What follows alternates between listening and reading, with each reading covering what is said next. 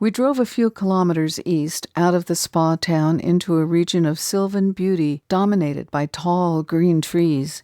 Within a clearing and with birdsong filling our ears, we found a spring, and beside the spring the remains of a small stone shack. "This is where the hermit used to live," Mikhail explained. "This is his cell." The shack was no more than one room, devoid of its roof now, and with its walls robbed down to hip level. I gazed at the shack, at a range of stone shelves, at the remnants of a primitive fireplace, and asked, "What do you know about Emil?" "Nothing, really.